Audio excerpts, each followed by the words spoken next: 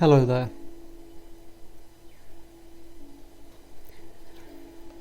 I wanted to look again about the relationship between Gurdjieff and Ouspensky, and Gurdjieff's teaching and Ouspensky's teaching. On this photo I've put up, you can see the first editions of both men's books. The 1949 Gurdjieff All in Everything, Beelzebub's Tales, and the 1950 Ouspensky Fragments of an Unknown Teaching, In Search of the Miraculous. Well, I should say that I've got a 1931 edition myself. So there were other editions circulated or published in other languages, but the 1949 and 50 editions were for public consumption. And you can see that, the covers are in the same typescript, in the same style. Some people, and this goes back to the time when Ouspensky split from Gurdjieff, some people have difficulty in connecting the two books and the two men and the two teachings together. I don't have any difficulty with that at all.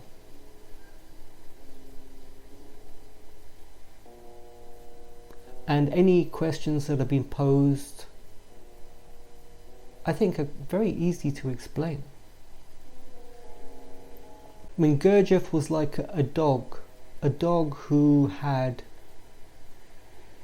reached the top of Mount Everest by being a dog. And Ouspensky was an esteemed philosopher. Naturally, they did not find it easy to work together. I've got a whole bunch of quotes from both men. They're in no particular order. And at the end I have a very long passage from Ouspensky, which is really interesting because he reveals something of what is inside of him and what he was really looking for. So I'm going to do that at the end. Let's go through the quotes then.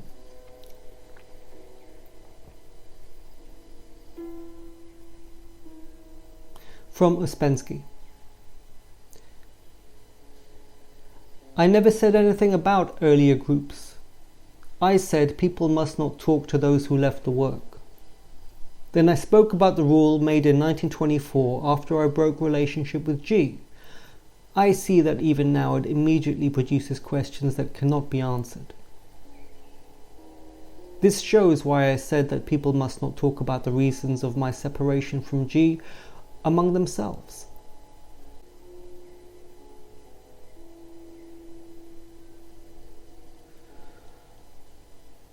Another extract to do with Ouspensky.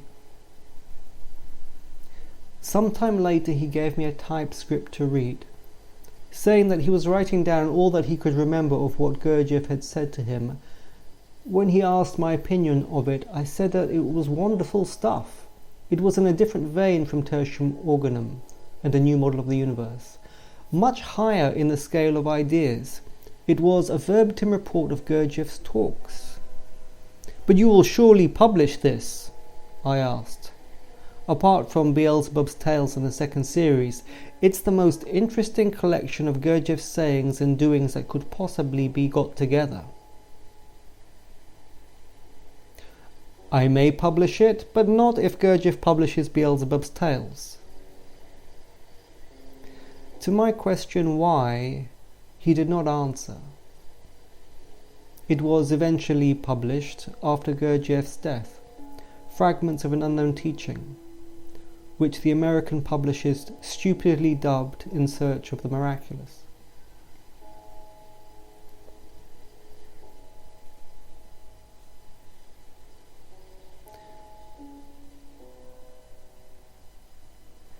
This next one is from C.S. Knott, and he's speaking to Madame Ouspensky. Beelzebub's Tales? Asked Madame. We do not have this. It's the Bible of the work, I said. I have a typescript copy. Later, as we were leaving, Mr. Ouspensky asked me if I would lend him my copy of Beelzebub's Tales. "Do you object to me making a copy of it?" he asked.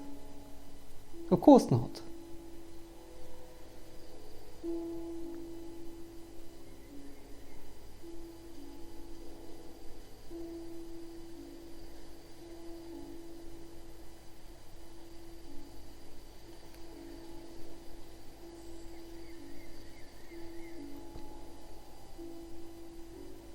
What to say here? Well, Ouspensky clearly had problems answering questions about his leaving Gurdjieff. And it may be fair enough to give rules like that to your students. However, it does seem to indicate that Ouspensky had a lot of inner issues that he couldn't quite explain or resolve himself, and he was doing the best he could to manage it. Sometimes his students, being smart, would break through and poke fingers in difficult pies.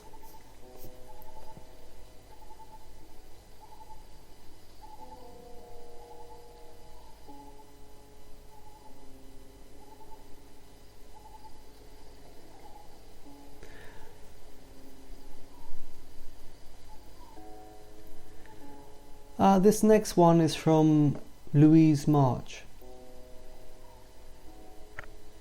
Meals at Gurdjieff's New York table were as ceremonious as ever. The ritual of the toast to the idiots still accompanied every meal. The only table decoration was a glass filled with tarragon, dill, and spring onions. The herbs, along with all kinds of smoked fish, were eaten with the fingers when the armagnac was poured. Gurdjieff never permitted flowers as table decorations. He stormed, "Nonsense of flowers spoils food." Gurdjieff himself still went shopping, as he had done on his previous visits, at the fresh meat and vegetable markets. As before, melons were served regardless of the season. Now, on this last visit, every meal began after the obligatory fresh herbs, with avocado halves served with salt and pepper, and sometimes with olive oil as well. When avocados couldn't be found in the New York markets, friends sent them from South America. It was my task to bring the luncheon meat dish, mainly fried chicken or Hungarian goulash, every day from our house on West 88th Street to Gurdjieff's hotel. Some people came to his table and said, "Oh, I'm sorry, but I've just eaten." Gurdjieff replied, "Doesn't matter. Come, sit, eat again. Stomach made of rubber." After every luncheon, a chapter from a draft of Ouspensky's In Search of the Miraculous was read. Madame Ouspensky had sent it to Gurdjieff with the question, "Should it be published?" Gurdjieff praised it often. "Very exactis, good memory, truth was so." Sometimes Gurdjieff was dissatisfied. "Is too liquid, lost something." The same meal ritual was repeated at dinner.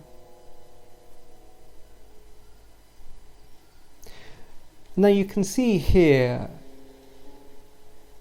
that Gurdjieff likes Ouspensky's book and considers it a proper and true record and reflection of the teaching. His only dissatisfaction is that it's too liquid, lost something.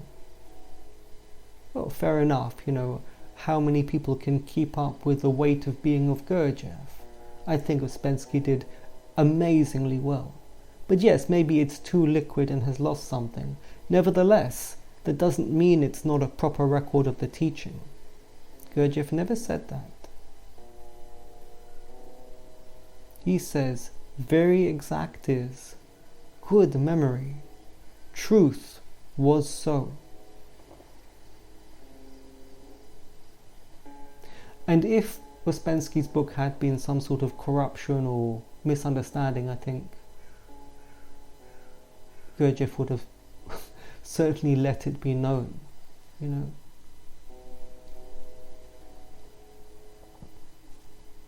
In the Oragian version, another book. It says this: "It is said that G was angered when first told of Mr. Ouspensky's book, but later, when he had heard it read, that he altered his attitude and endorsed it as a correct account." See, Gurdjieff always made sure of things. He always checked it out for himself. Well, those are the quotes that I've got. As I said, I don't have any difficulty myself connecting the books together. But then again, as you may have heard in my previous discussions, I actually go into the material and discuss the technical items, the energy flows, the structures. I apply them and I work on them with my own techniques that are sometimes yogic, sometimes Chinese, inner energy work, psychological work. And by and large, people who think there's a problem with connecting their teachings are not doing any work. They're not doing any real yogic work on themselves.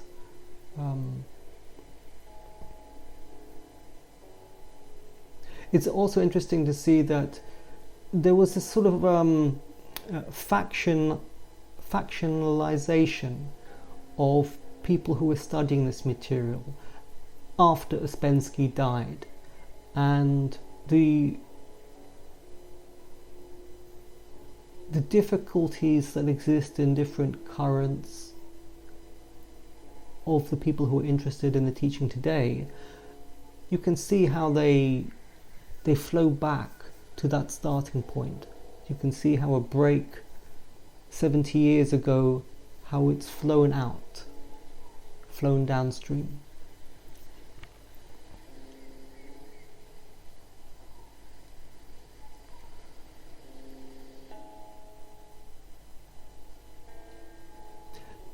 Now I'm going to talk about the long extract that I have, which involves Ouspensky, and I'm going to stop every now and again and see if I can understand a little bit about Ouspensky. I think he's an interesting man. Here we go. Mrs. J. As I understand it, one of the principles of esotericism is that the teaching must be passed from one conscious being to another. Man number 6 gets it from man number 7, 5 from 6, and so on. And after the general principles of the work are received, it is necessary to keep the line unbroken. I ask this because it seems as if the line was broken when you left G. Ouspensky. Who asked this question? Mrs. K first, Mrs. M, and then Mrs. J. Ouspensky. Is there anything else? Mrs. K. No, I think this is all. Ouspensky. You mix things up in a very wrong way. Facts and principles. One thing that number 6 learns from number 7, etc. This is right from one point of view. But do you know people 6 or 7? So why ask about them? This is the general principle.